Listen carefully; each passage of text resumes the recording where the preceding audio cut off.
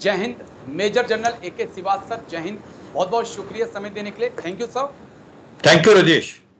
Thank you sir. Sir, बड़े अहम issue पर आज मैंने आपसे बात करनी है। दरअसल चंद दिनों पहले चीन के विदेश मंत्रालय की तरफ से एक बयान आया कि 4 पॉइंट से, जिसमें गलवान भी शामिल है, वहां से सेनाएं हट चुकी हैं। उसी को लेकर मैंने बात करनी है क्योंकि तमाम तरह के मीडिया में खबरें चल रही हैं। जो जानकारी मेरे पास है सर, मैं कुछ अपने पॉइंट आपके सामने रख दूं, उसके बाद फिर हम चर्चा की शुरुआत करेंगे कि जो ये डिसएंगेजमेंट हुई है, ये सितंबर 2022 में हो गई थी। उसके बाद में जो मेरा नॉलेज है, उसके बाद में कुछ नहीं हुआ है। चारों पॉइंट से उसी वक्त सेनाएं पीछे हट गई थी। और दूसरी 2-3 पॉइंट जो मैं आज आपसे समझने की कोशिश करूंगा कि क्या जो बफर जोन बनाए गए थे, वहां से चीन की सेना ने अपने इंफ्रास्ट्रक्चर को खत्म करके चीन की सेना वहां से पीछे हट गई है। 4-5-2 किलोमीटर जो भी है, उसको मैं समझना चाहूंगा सर। 26 पेट्रोलिंग पॉइंट जहां पर भारत की आर्मी एक्सेस नहीं कर पा रही थी, क्या वहां तक अब हम पेट्रोलिंग कर पा रहे हैं, इसको समझना होगा। और पेंगोंग त्सो के किनारे जो इंफ्रास्ट्रक्चर चीन ने बनाया है, क्या चीन उस इंफ्रास्ट्रक्चर को गिराकर जा चुका है, और क्या वाकई में डिसएंगेजमेंट के बाद डिसएस्केलेशन के लिए जो है, डीएस्केलेशन के लिए जो है, वो चीन तैयार है। कई सवाल हैं सर जिनको मैं आपसे समझना चाहूंगा, लेकिन अहम बात कि प्रधानमंत्री मोदी का रूस का दौरा होगा, ब्रिक्स समिट है वहां पर, और शायद मे भी उसके लिए एक पिच भी तैयार की जा रही हो। सर, ये जो स्टेटमेंट आया है, हम चीन के विदेश मंत्रालय का स्टेटमेंट देखें, NSA अजीत डोभाल रूस में थे, उनकी वांगी से, जो कि चीन के विदेश मंत्री हैं, उनसे मुलाकात हुई। जिनेवा में विदेश मंत्री एस जयशंकर ने भी कहा कि 75% काम जो है LAC का, वो लगभग पूरा हो चुका है, जहां से चीजों को सुधरना चाहिए। इस स्टेटमेंट को आप कैसे देखते हैं, जो भारत की तरफ से भी दिए जा रहे हैं और चीन की तरफ से भी दिए जा रहे हैं? क्या वापस रिश्ते पटरी पर आने वाले हैं सर? और देखो राजेश, ऐसा कहना तो मुश्किल है, क्योंकि जब तक यथास्थिति अप्रैल 2020 की नहीं होगी लाइन ऑफ एक्चुअल कंट्रोल पे, रिलेशनशिप तो बिल्कुल नॉर्मल होने चांसेस कम है। क्योंकि भारत का हरदम यही स्टैंड रहा है कि जब तक पीस और ट्रैंक्विलिटी नहीं है लाइन ऑफ एक्चुअल कंट्रोल में, और स्टेटस को नहीं मेंटेन होता है, जो कि अप्रैल मई 2020 में था, तब तक it will not be a business as usual. इसका मतलब ये है कि ट्रेड और बाकी जो है उसमें इम्प्रूवमेंट नहीं होगा जब तक शांति नहीं आती लाइन ऑफ एक्चुअल कंट्रोल पर। और मुझे लगता है वो स्टैंड भारत का भी है, इसमें कोई शक नहीं। मगर ये भी सच्चाई है कि काफ़ी कुछ हद तक डिसएंगेजमेंट हुई हैं। जो 75% की बात हो रही है, जब आप आगे पूछेंगे तो फिर उसके बारे में बताते हैं। जी, ये 75%, क्योंकि मैं आगे बढ़ना चाहूंगा आपसे, लेकिन पहले मैं एक चीज समझना चाहूंगा। क्या ये वही जो सितंबर 2022 का, जैसे मैं जिक्र किया कि Gogra post, hot spring, finger 15 और गलवान, ये सितंबर 2022 तक यहाँ से डिसएंगेजमेंट हो गया था, दोनों ट्रिप्स वापस हो गए थे? क्या उसी की बात हो रही है सर, या इससे हटकर कुछ LAC पर हुआ है? देखो, पहले हमें ये समझना पड़ेगा कि कहाँ कहाँ फ्रिक्शन पॉइंट थे। जी जी। हमें ये समझना पड़ेगा, और कहाँ अभी तक प्रोग्रेस होगी और कहाँ अभी जो प्रोग्रेस नहीं हुई है, वो ज़्यादा इम्पोर्टेंट है। और फिर देखते हैं कब कहाँ क्या हुआ। देखो, जो अप्रैल 2020 को जो चीन 3 डिवीजन लेके आया था, जी और जी। उसके बाद ग्राउंड पे उसका इम्पैक्ट ये हुआ कि जो पेट्रोलिंग पॉइंट पहले भारत जहां जाता था, वहां भारत नहीं जा पा रहा था। तो ये सच्चाई है कि नहीं। अभी आप का दूसरा क्वेश्चन ये भी हो सकता है कि क्या ये पेट्रोलिंग पॉइंट दोनों तरफ से माने हुए हैं। देखो, क्योंकि line of actual control demarcate नहीं है ग्राउंड पे, तो जी ये जी। जी पेट्रोल पॉइंट तो हम अपनी तरफ से मान रहे हैं। क्या उनको चीन मानता था, नहीं मानता था, उसके बारे में कहना बड़ा मुश्किल है। क्योंकि हमने प्रोटोकॉल और एग्रीमेंट साइन कर रखे हैं 2005, 6, 12 और 13 का, जिसके तहत कि भाई पीस और ट्रैंक्विलिटी रहेगी। हम अगर पेट्रोलिंग जाते हैं तो दोनों साइड एक टाइम में आ जाती है, तो उस समय दोनों पीछे हटेंगी, तो उसका सिस्टम था। और ये भी सच्चाई है कि ऐसे भी इलाके थे कि हम पेट्रोलिंग पॉइंट जहां तक समझते थे हम वहां तक जाते थे, चीनी जहां तक अपना समझते थे वहां तक आ सकता था, और उसमें ओवरलैप था। और मगर ज्यादातर अलग अलग जाते थे। अब बात आती है कि वो फ्रिक्शन पॉइंट कहाँ कहाँ थे और अभी तक क्या रिजोल्व हुआ, क्या रह गया। तो फ्रिक्शन पॉइंट जो थे वो थे नॉर्थ और साउथ पेंगोंग, उसके बाद गोगरा हॉट स्प्रिंग और गलवान के अंदर जहां एक प्रकार मुठभेड़ हुई थी, जहां हमारे 20 जवान शहीद हुए थे और 100 से ज्यादा चीनियों को मौत को घात वहां उतारा था, तो वो थे। उसके अलावा देपसांग और डेमचोक, देपसांग और डेमचोक जो है वो एग्जैक्टली 2020 का नहीं है। देपसांग जो है 2013-14 का है, चुमर और देपसांग, तो वो पुराना है, मगर उसकी इम्प्लीकेशन बहुत ज्यादा है, उसमें कोई शक नहीं। तो सच्चाई यह है कि ये फ्रिक्शन पॉइंट थे। तो जो 75% की बात minister of external affair doctor S Jaishankar कर रहे हैं, वो कर रहे हैं नॉर्थ और साउथ पेंगोंग और आपका गोगरा हॉट स्प्रिंग और गलवान। अगर आप ये भी देखें कि जो नॉर्थ और साउथ ऑफ पेंगोंग है, वहां पर हमने कैलाश रेंज को भी पकड़ा था। वो 28-29 अगस्त को हमने उस कैलाश रेंज को अपने कब्जे में कर लिया था और चीन को बिल्कुल पता भी नहीं चला था। वो है गुरुंग हिल, मगर हिल, रजंगला, रचंगला और स्पांगुर गैप। स्पांगुर गैप वो जगह है जहां चीनी 1962 में भारत के अंदर लद्दाख में आए थे। चशुल मौलदो बॉल हमारे कब्जे में था, ऑलमोस्ट हम उसको डोमिनेट कर सकते थे। मगर हमने जब वो फेज 1 में जो डिसएंगेजमेंट हुई, वो हुई नॉर्थ और साउथ पेंगोंग में। फेज 2 में हुई गोगरा हॉट स्प्रिंग में और गलवान में, और फेज 3 में होनी थी देपसांग और डेमचोक। फेज 1 फेज 2 तो हो गए, मगर फेज 3 नहीं हुआ। फेज 1 में क्यों हुआ? क्योंकि पहले चीन नहीं मान रहा था, मगर जब से हमने कैलाश रेंज को ऑक्यूपाई कर लिया, तब उसको बहुत बड़ा धक्का लगा। और कैलाश रेंज एक हमारे पास ट्रम्प कार्ड था कि हमने चशुल मौलदो बॉल को डोमिनेट करते थे, स्पांगुर गैप को डोमिनेट करते थे। तो वो जो था वो एक प्रकार से बहुत बड़ा गेम चेंजर था, फोर्स मल्टीप्लाई। इसीलिए चीन माना नॉर्थ और साउथ पेंगोंग और गोगरा हॉट स्प्रिंग, फेज 1 और फेज 2। कई मिलिट्री जो एनालिस्ट हैं और उनका कहना है कि हमें जो कैलाश रेंज हमने जो पकड़ी थी वो बहुत महत्वपूर्ण थी, उसको हमने फेज 1 में विकेट नहीं करना चाहिए था। हमें जब तक हमें लास्ट फेज में इसको करना था जब चीन डेपसांग और डेमचोक से भी वापस जाता। तो ये एक डिस्कशन का पॉइंट है, मगर ये वाकई सच्चाई है कि जो कैलाश रेंज जो भारत ने पकड़ी थी 28-29 अगस्त 2020 को, उसने पूरा ही सिनेरियो चेंज कर दिया था, तो वो बहुत अहमियतवान। तो अब सच्चाई यह है, ये डिसएंगेजमेंट इन इलाकों से हुई है, मगर डेपसांग और डेमचोक से नहीं हुई, ये भी सच्चाई है। यह भी सच्चाई है डी इंडक्शन और डी एस्केलेशन इतनी नहीं। कहने का मतलब है 50 डिसएंगेजमेंट तो होगी, जो नजदीक थे दोनों आपस में पीछे चले गए, मगर जिसको बोलते हैं डी इंडक्शन डी एस्केलेशन का मतलब, जो आप 50 से 60 हजार ट्रुप्स लेके आए थे, बस्त्रबंद गाड़ियां, टैंक्स लेके आए थे, आरटीपीसी, क्या वो चीन की या भारत की वापस गई हैं? वो नहीं, वो चीन की नहीं, भारत की भी नहीं गई है। हम भी वहां पर 3 डिवीजन से ज्यादा लेके बैठे हुए हैं। और मुझे लगता है आज की तारीख में भारत का जो पलटा ज्यादा भारी है, क्योंकि जहां चीन लेके आया था 3 डिवीजन, तो हमने एक भिन्नी के अंदर एक मिरर इमेज डिप्लॉयमेंट कर ली थी। मिरर इमेज मतलब जितनी उसकी थी उससे उतनी या उससे ज्यादा हमने कर ली थी, वो हमारी भी है। तो डी इंडक्शन और डी एस्केलेशन इतनी नहीं हुई है।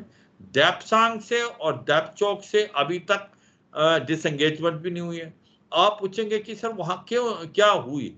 डेपसांग में कुछ पेट्रोलिंग पॉइंट है 10 से लेके 13 तक, जहां हम पहले जा सकते थे, वो वहां हम नहीं जा पा रहे। ओके सर जी, ठीक है। मेरा एक बड़ा अहम पॉइंट है, क्योंकि जो चीज मैं अपने दर्शकों के लिए अपने लिए समझना चाहता हूं, आपने भी बड़े बारीकी से समझाया कि चीन आगे आया था, इस्लामी स्लाइसिंग जिसके लिए एक टर्म भी दी गई।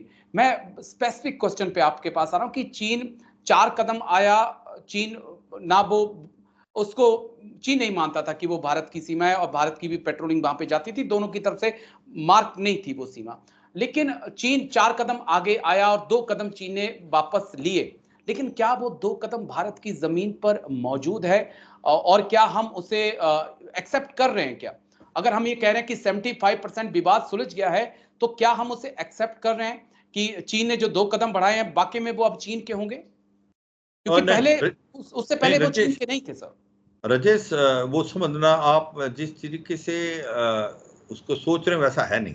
ओके। वो 75% का मतलब ये है कि डेप्सांग और डेमचौक अभी तक रिजॉल्व नहीं हुए, जी। तो 25% के करीब है। 75% नॉर्थ और साउथ ऑफ पेंगेंगसो से हो गया, गोगरा हॉट स्प्रिंग से हो गया, गलवान से हो गया। तो उनका कहने का मतलब ये था।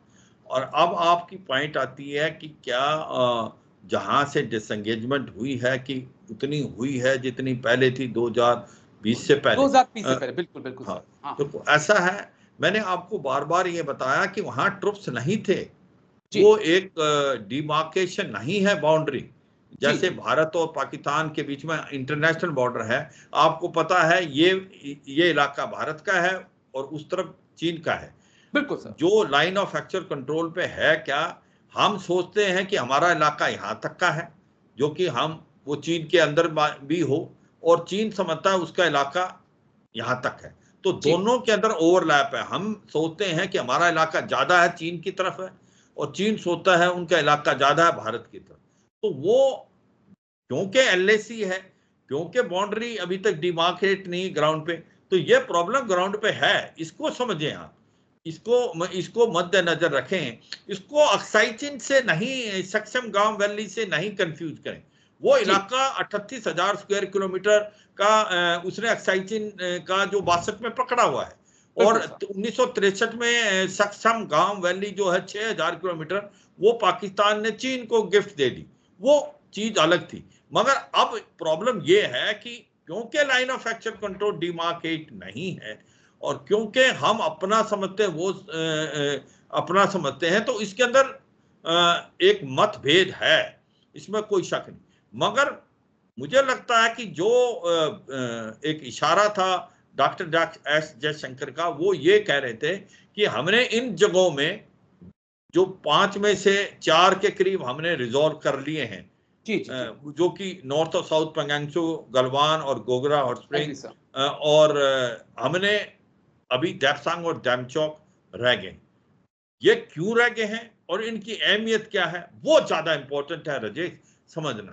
नहीं, क्योंकि आप हाँ, ये नहीं, छोटी मेरा मेरा तो थोड़ा-सा पॉइंट नहीं, थोड़ा-सा मैं कुछ अलग है, और क्योंकि बता। मीडिया अलग तरीके से सोचता है, मैं एक अलग तरीके से सोच रहा हूँ। मैं क्यों डेप्सांग डेमचौक को मैं अगर साइड में रख के सब आपसे ये समझने की कोशिश कर रहा हूँ कि क्या 2020 से पहले, जून 2020 से पहले, जहां तक हमारी एक्सेस थी या चीन आता था, हम भी उस तरफ जाते थे, क्या वाकई में वो चीजें ग्राउंड पर अब 2024 में हो पा रही हैं? मैं वो चीज समझना चाहता था कि ऐसा तो नहीं कि ये चीन का ये था कि मेरी परसेप्शन ये है, चीन अपने परसेप्शन पे आकर बैठ गया है, लेकिन हमारा जो परसेप्शन था, हम उस ऊपर नहीं पकड़ पाए हैं, उस तक हम नहीं पहुंच पा रहे। वो पॉइंट ये मैं, मेरे लिए वो अहम पॉइंट है सर। मुझे ऐसा नहीं लगता राजेश, ये गिव एंड टेक है। ये ओके, कहना कि चीन का जो परसेप्शन था वो हमने मान लिया है, तो फिर तो मान लिया, तो फिर प्रॉब्लम क्या थी? ओके, हमने क्या नहीं ठीक है। माना, हमने बोला कि जहां पर हमारी पेट्रोलिंग पॉइंट थी पहले, हम वहां तक जाएंगे। और by and large buffer zone बना है, दोनों का बना है उस पे। क्योंकि आप इस चीज को मद्देनजर रखते हैं कि ये इलाका ऑक्यूपाइड नहीं था दोनों की तरफ से, बिल्कुल सर, एग्री। ये तो पेट्रोल जाती थी। तो जी, जी। अब ऐसा कहना कि क्या वो पेट्रोल वहां तक जा सकती नहीं जा सकती, ये कहना बड़ा मुश्किल है। मगर ये सच्चाई है कि वहां से दोनों तरफ से पीछे गए हैं, जी, डिसएंगेजमेंट हुई है। ओके। वो जो हाँ, जो बफर जोन बना है वो दोनों तरफ ही बना है, उसको कहना इतना आसान नहीं है। मगर वहां से बाय एंड लार्ज एक सहमति आई है दोनों देशों की तरफ कि भाई अब हम यहां तक पेट्रोल करेंगे, आप यहां तक। जैसे मैंने बताया, क्योंकि ये डिमार्केट ने नहीं है ग्राउंड पे, जी, तो इसका बहुत मुश्किल है ये कहना ये इलाका इनका है या हमारा है। या क्योंकि हमारा मैं है। तो 2 साल वहां रह चुका, मुझे जी, मालूम है जी, कि बहुत मुश्किल है। ये बड़ा आसान है हमें यहाँ बोलना, और जी। वहां ग्राउंड पे इसके बारे में कहना बड़ा मुश्किल है। और इसलिए, मगर दोनों ने पीछे गए, दोनों पीछे गए हैं और दोनों की पेट्रोलिंग अब जा सकती है किसी हद तक। बफर जोन पक्का है जो कि ग्राउंड पे है, मगर प्रॉब्लम सबसे ज्यादा है कि डेप्सांग और डेमचोक जी, और वो क्यों नहीं, वो है इंपॉर्टेंट, उसको मद्देनजर रखना है। क्योंकि यहाँ बाय एंड लार्ज यहाँ क्या प्रॉब्लम है, यहाँ प्रॉब्लम है कि डिसएंगेजमेंट तो होगी, डी एस्केलेशन और डी इंडक्शन नहीं हुई। Okay sir. बस्त्रबंद गाड़ियां, उसके हथियार, आरटीपीसी, उसके टैंक्स, वो 30-40 किलोमीटर वहां है, हमारे भी हैं जी। तो जो 3 डिवीजन हमने नहीं थी वहां आज हमारी भी हैं जी, वो तो डी इंडक्ट ना उनकी हुई ना हमारी हुई। तो ठीक है सर। बात यह है कि डिसएंगेजमेंट होगी है, eyeball to eyeball नहीं है, मगर डी इंडक्शन डी एस्केलेशन नहीं हुई है, नहीं हुई है। लेकिन डेप्सांग डेमचौक का आप बहुत जिक्र कर रहे हैं, क्या कारण है, थोड़ा शॉर्ट में समझाएंगे सर आपकी क्या कारण है जो चीन यहाँ से eye wall to eye wall ही रहना चाहता है, वो यहाँ से पीछे हटना नहीं चाहता है, इसके पीछे क्या रीजन है सर? देखो, डेप्सांग एक बल्ज है, बल्ज मतलब वो भारत की तरफ अंदर की तरफ घुसा हुआ है, डेप्सांग बल्ज जिसको बोलते हैं, उसकी अहमियत दोनों की तरफ बहुत है। अगर हम चीन की तरफ कहें कि उसकी अहमियत क्या है, चीन समझता है कि अगर वो डेप्सांग बल्ज पे जहां आ गया है, जहां से वो अब तक गया नहीं है, वो अगर है तो उसको वो बहुत बड़ा फायदा है, क्योंकि वहां से वो डायरेक्टली जा सकता है नुब्रा वैली और साइचेन ग्लेशियर और डीबीओ को बाईपास करते हुए, समझे। और ये इंपॉर्टेंट चीज दूसरा कि ये जो जहां पर अभी डेप्सांग में है, ये इलाका चीन को और इम्पोर्टेंट है कि ये सैंडविच कर सकते हैं हमारे नुब्रा वैली और साइचेन ग्लेशियर को, ईस्ट से चीन अक्साइचिन से और पाकिस्तान वेस्ट से गिलगित बाल्टिस्तान से। एक तरफ अक्साइचिन हो गया, एक तरफ गिलगित बाल्टिस्तान हो गया और नुब्रा वैली और सियाचिन ग्लेशियर बीच में। तो वो इसलिए अंदर आता है कि वहां से एक तो डायरेक्ट चला जाए नुब्रा वैली और आपका साइचेन ग्लेशियर बाईपासिंग डीबीओ। हमारे लिए भी ये बहुत इंपॉर्टेंट, जैसे डीबीओ है वो क्यों इंपॉर्टेंट है, क्योंकि वहां से हम directly China Pakistan economic corridor में भी इंटीग्रेट कर सकते हैं। हमारी एयरफील्ड डीबीओ में अब तैयार है, हमारा काराकोरम हाईवे को भी इंटीग्रेट कर सकते हैं और उनका जो वेस्टर्न हाईवे है जो सिंगजांग से लासा जा रहा है उसको भी कर सकते हैं। तो दोनों के लिए इंपॉर्टेंट है। और जब हमने दरबुक शोक दौलत बेग रोड बनाई, जो डीबीओ रोड बनाई जिसको डीबीएस बोलते हैं, दरबुक शोक एंड डीबीओ, उसके बाद चीन को बड़ा खतरा नजर लगने लगा, तब से वो इस तरफ आगे आए हैं।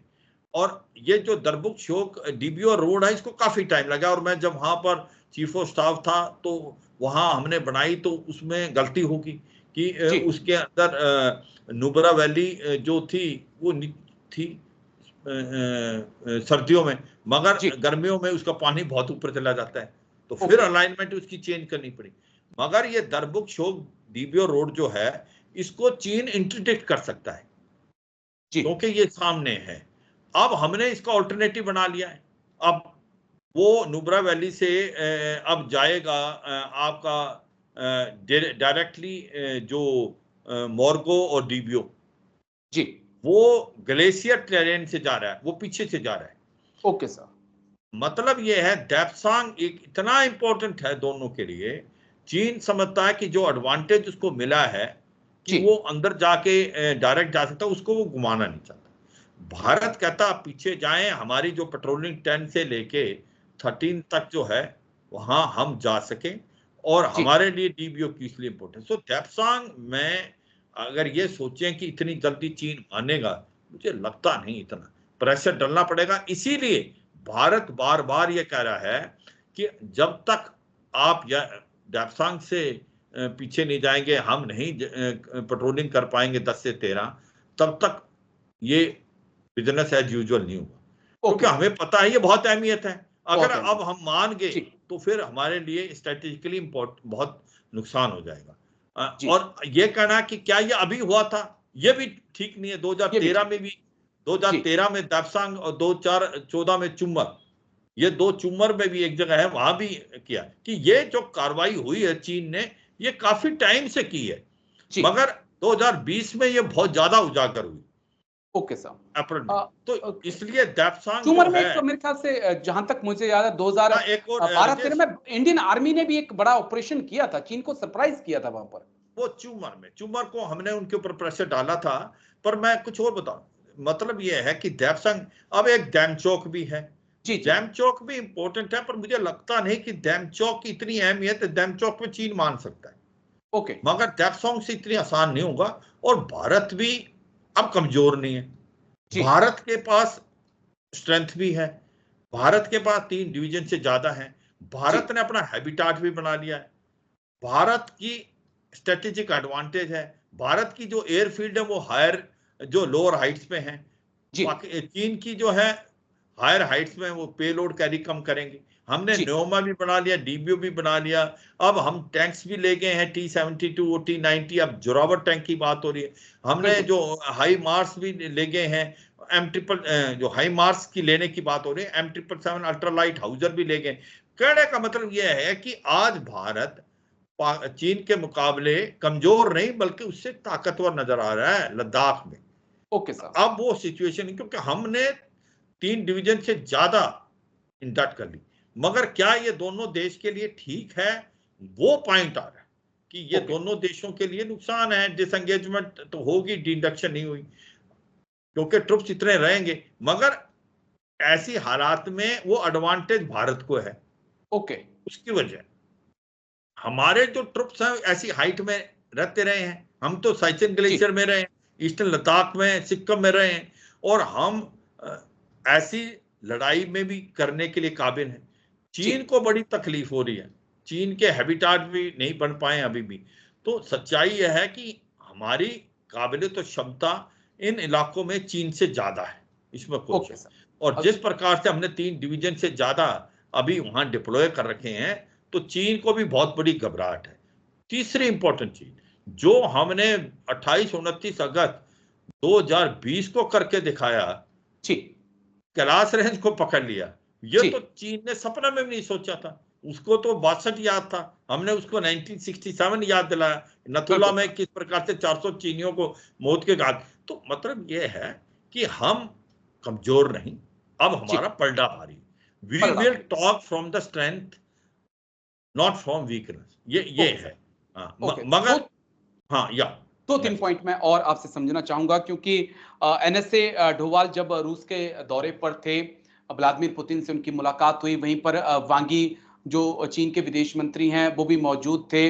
क्या क्योंकि रूस में ही ब्रिक्स की समिट होनी है, और क्या व्लादिमीर पुतिन एक अहम रोल अदा कर रहे हैं इसके पीछे कि कैसे न कैसे भारत और चीन के जो रिश्ते हैं उन्हें नॉर्मल किया जाए? क्योंकि अगर ये रिश्ते नॉर्मल नहीं होते हैं तो हम अमेरिका को बहुत ज्यादा एक्टिव देख रहे हैं यहाँ पर, और अमेरिका और ज्यादा एक्टिव होगा, वो चीन के लिए भी परेशानी है, आने वाले वक्त में हिंदुस्तान के लिए भी परेशानी होगी, और रूस के लिए तो परेशानी है ही। क्या उस लिहाज से हम देख सकते हैं मॉस्को का एक अहम रोल, या इससे हटकर देख रहे हैं आप उसको? ना, अगर आप मॉस्को की तरफ से सोचें तो वो तो चाहेगा कि चीन और भारत के रिलेशन अच्छे हों, क्योंकि उसकी तो लड़ाई अभी रूस वर्सेस नेटो है और अमेरिका है, और वो नहीं चाहता कि चीन और भारत उसको दोनों इनडायरेक्टली मदद कर रहे हैं, क्योंकि चीन तो बहुत ज्यादा मदद कर रहा है, एक तो ऑयल खरीद रहा है, एक हथियार भी दे रहा है छुपे छुपे। भारत ने भी 32% वहां से ऑयल लिया है, और भारत S-400 भी ले रहा है वहां से। भारत के रिलेशन भी 35 से 40% अभी भी हथियार आते हैं, स्पेयर पार्ट्स आते हैं। इनडायरेक्टली तो भारत का भी ट्रेड है जो रूस से। तो रूस चाहेगा कि अगर भारत और चीन के रिलेशन अच्छे होते हैं, क्योंकि उसको दोनों की जरूरत है अभी लड़ाई इस समय, तो उसको फायदा है, तो वो चाहेगा। मगर क्या वो हो सकते हैं, ये तो समय बताएगा। इसलिए अगर रूस का बस चलेगा तो रूस चाहेगा कि किसी तरीके से आपस में इनकी बातचीत हो, और मगर भारत ने क्लियर कर दिया है कि बातचीत का मतलब तभी है जब वो यथास्थिति अप्रैल 2020 की होगी, और जो रिमेनिंग 25% फ्रिक्शन पॉइंट हैं, स्पेशली दैप्सांग के, जहां हम जा सकते थे, जब तक ये नहीं रिजोल्व होगा तब तक हम बिजनेस एज यूजुअल नहीं करेंगे। ये एक बहुत बड़ा स्टैंड है भारत का, और ये रूस भी समझता है। मगर रूस चाहता है कि रिलेशनशिप इंप्रूव हो, इसमें कोई शक नहीं, रूस को फायदा है। रूस को फायदा है क्योंकि रूस की इकोनॉमी बहुत ज्यादा डिपेंडेंट होती जा रही है चीन पे, ओके क्योंकि सर। उसकी लड़ाई 2 साल से ज्यादा चल गई है। भारत भी उसको कर रहा है, तो उसको दोनों देशों की जरूरत है और ज्यादा चीन की जरूरत है, ये भी समझना चाहिए। जी आपको ये समझना चाहिए कि चीन के ऊपर उसकी इकोनॉमी डिपेंडेंट है, ऑयल गैस उसको देता है, उसके बाद बिल्कुल उसके सर। हथियार भी उसके आते हैं। नॉर्थ कोरिया, चीन और ईरान, उनके ऊपर उसकी डिपेंडेंस ज्यादा है आज की तारीख।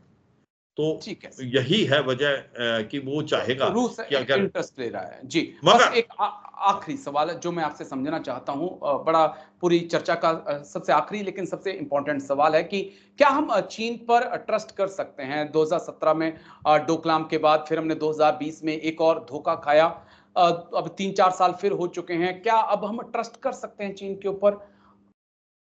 0% ओके। बिल्कुल नहीं कर सकते। देखो, अगर चीन पे अगर विश्वास करते हो तो धोखा खाओगे। हाँ, आपने ठीक बताया, डोकलाम 2017 के बाद हमने 70 दिन से ज्यादा वहां पर जी जी। Eyeball to eyeball deployment चली, मगर भारत टस से मस नहीं हुआ और अंत में चीन को पीछे जाना पड़ा। और इसी प्रकार से अब जिस प्रकार से ईस्टर्न लद्दाख में 3 डिवीजन लेके आ गया, तो चीन भारत रिलेशनशिप अच्छे करने की कोशिश कर रहा था और चीन 3 डिवीजन लेके आ गया, तो ये एक प्रकार से पीठ पे छुरा घोंपने वाली बात है। तो ये कहना कि क्या अभी मान लो हमारे डिसएंगेजमेंट भी हो जाती जी है जी जी। जो रिमेनिंग फ्रिक्शन पॉइंट में, क्या रिलेशनशिप बहुत अच्छे हो जाएंगे? क्या हम चीन पे विश्वास कर सकते हो? चीन पे आप विश्वास नहीं कर सकते, क्योंकि चीन और भारत एक कंपटीटर भी हैं और एक एडवर्सरी भी। इसको मान के चलना चाहिए कि भारत और चीन के रिलेशनशिप अगले 25-30 साल में नॉर्मल नहीं हो सकते, क्योंकि हम एक दूसरे के एडवर्सरी भी हैं और जी कंपटीटर दोनों का वो है। इसीलिए भारत और अमेरिका का एक तरफ होना बहुत जरूरी है।